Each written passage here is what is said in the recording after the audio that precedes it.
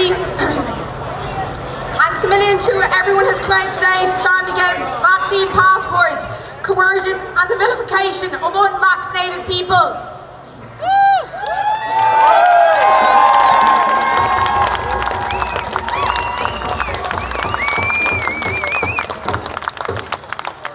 My name is Rachel Whelan. I am a mother of 2 small children. I'm here today as a representative of other mothers and parents in Ireland who are gravely concerned and worried for their children's future in this country. But before I start, I want to address the media. If you're listening today, I ask you to hear what we are saying, to do the right thing and print the truth of what is said here today on this stand.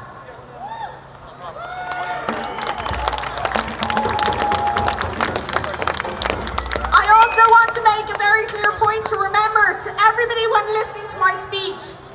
Calinda Gascoigne, consultant virologist in Nephonshire, has stated publicly that fully vaccinated individuals have viral loads similar to unvaccinated individuals and can efficiently transmit infection in household settings, including to fully vaccinated contacts. There is no difference between those who chose to take the injection versus those who chose to abstain.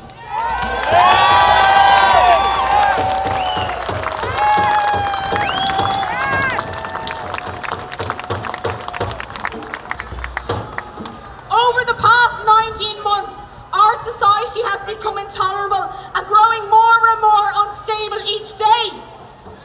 Hate speech has become the norm, and we now face an onslaught of coercion daily, courtesy of an inept government and a biased media.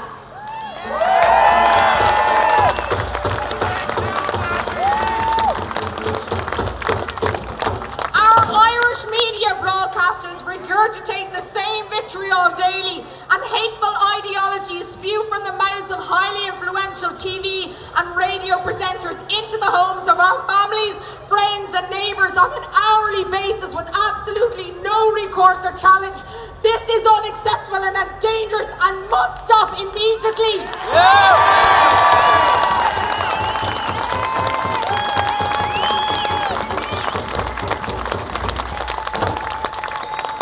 On the weekend, the country acknowledged Mental Health Day and the importance of recognising each other's struggles and individuality. Our national broadcaster allowed a discussion on the airwaves between fully vaccinated individuals that mocked and ridiculed those who remain unvaccinated, with one guest saying, "I wouldn't feel comfortable sharing a dressing room with an unvaccinated person," as if we were dirt on their shoes.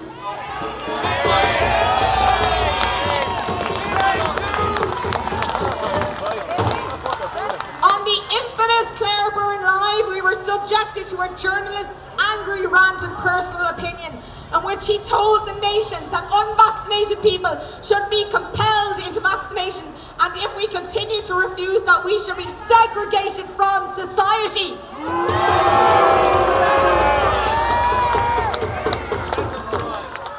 This development within our culture to accept such dangerous ideology is a slippery slope to an unsecure and unsafe living environment for a group of people who have genuine concerns and reasons for refusing this injection. The behaviours and attitudes of those fueling this hatred should be outrightly rejected by all!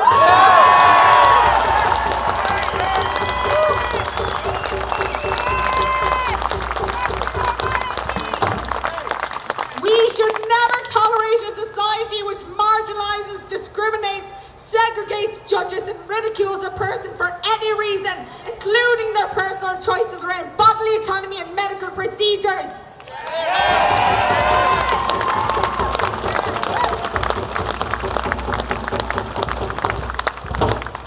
I want my children and your children to have the freedom to choose what happens to their bodies, the freedom to travel, the freedom to pursue a career of their dreams without it being conditional on whether they have been injected with a pharmaceutical product or not.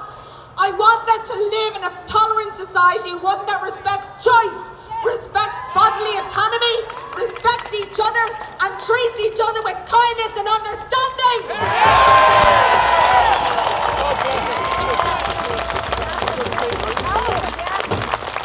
If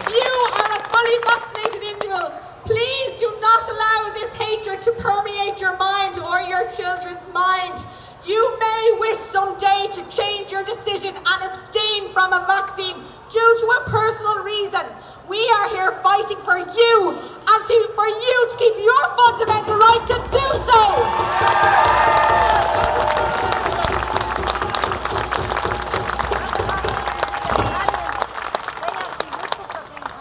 2 weeks ago, I received a message from a follower, a 34-year-old mother of one, who has now permanent damage to her heart. She was advised by her consultants that she will most likely suffer a heart attack within the next year. Even though she fell ill immediately after both of her vaccines, her doctors dismissed any connection. And even though we know cardiac issues such as myocarditis and pericarditis are acknowledged side effects of the jab, this was unreported to the HPRA. She is now so terrified that she worries she won't live to see her 9-year-old grow up. She was never given informed consent when she received these injections. I also want to mention one of the most widely known adverse events in Ireland, that is of Aruj Lukmani, a 5th-year medical student from Waterford. Her father is a doctor himself. I spoke to her yesterday and she has given me a statement here today to read on behalf of her. Hi everybody, my name is Aruj Lukmani, or A Lukmani as most of you know me from my Instagram. I wish I could have been there to speak to you in person, but unfortunately my current health stops me from doing so. I have a lot of feelings and emotions built up that I want to share with everyone, but I am still processing what just happened to me. Anti-vaxxer, who invented this term? All my life I've grown up being sold an image of anti-vaxxers who run naked in fields and have no knowledge of science and are evil beings, not letting their children be vaccinated. This fear was instilled so deep within us that we are afraid to speak up against this, just so we don't get the hate associated with the term anti-vaxxer. My father, a surgeon cum GP, a healer I would call him, was the only medical energy I had around me, and I was in awe of people back home. I'm originally from Pakistan, and down in Connemara, people singing stories about his compassion and helping nature, and that's what I thought medicine was. To me, it was healing. I was about 9 when I decided I wanted to become a doctor. It wasn't until I went to med school at the mature age, I might add, that I realized doctors are brainwashed and not all of them think or act like my father.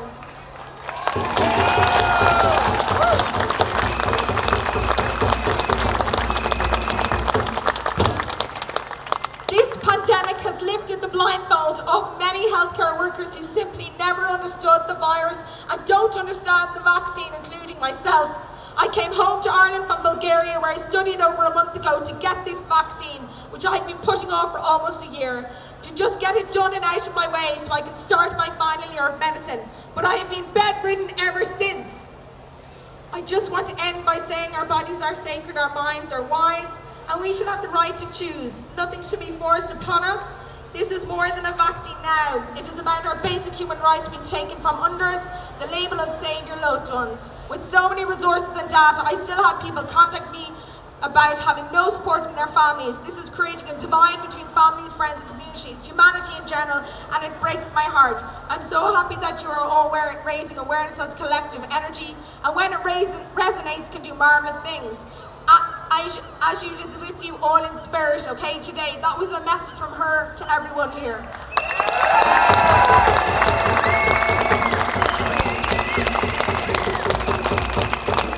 So, we know now that these people are not a rarity. There are thousands of adverse events after these injections, and if the unvaccinated stats are anything to go by, 70,000 Irish people still have not gotten the second dose. We must ask why these 70,000 people have chosen not to avail of the second dose.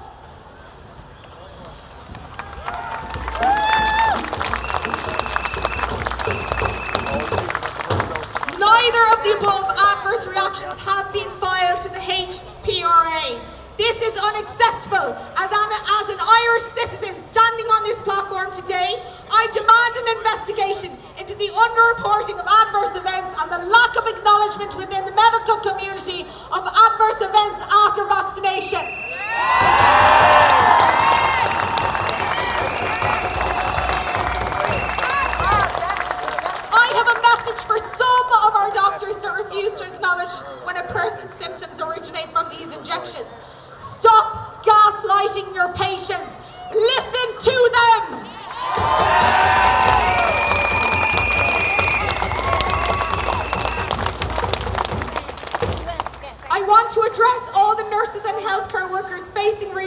employment and potential job losses for your decision to abstain from the injection. We support you and we thank you for your courageous effort to stay strong under such immense pressure. You will get justification and vindication.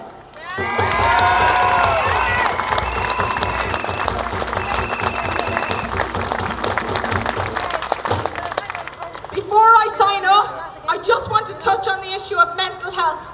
The headlines this week read, "We are facing into a tsunami of mental health issues in children." Why? Because of this unhealthy process of indoctrination that has made them fearful of their peers, fearful of touch, a process that has stunted their emotional development, where they are forced to figure out facial cues and decipher the emotion of their teachers through a face mask. These communication skills are learned unconsciously, and face coverings completely prohibits these learnings. These children will be forever affected by the past 2 years.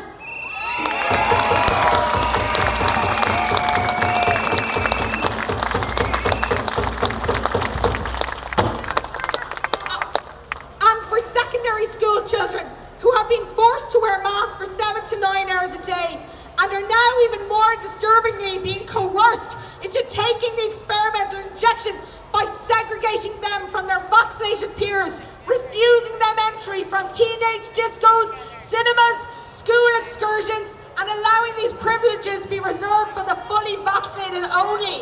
At what point do parents stand up here and say, enough is enough?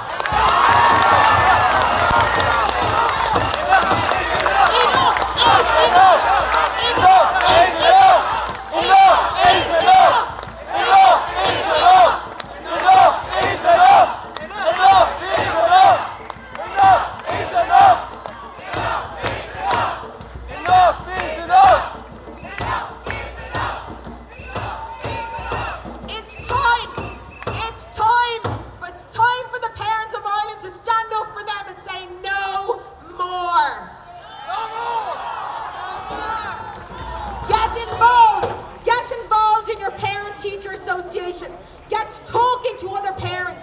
Link in with the groups like Teen Heart Ireland for advice on how to be proactive and to find out what you can do to help. Change can only happen when there is enough support, so get involved where you can. And finally, just to continue on the issue of mental health, my last minute. For some people, these restrictions have simply been the last straw. Their coping mechanisms pushed to the limit, and sadly, they took their own lives. I want to mention a special chap today who I've been asked to mention, Dara, whose partner Saoirse is with us today. Dara tragically passed away last week. I want to commemorate him here today and all those who have sadly passed away during the last 18 months due to suicide, and also those that have passed due to the results of the injections, those who died from COVID, those from delayed diagnosis, and for the elderly who are tragically left alone to die. I ask us all to take a minute's silence to reflect on these lost lives who will be missed forever.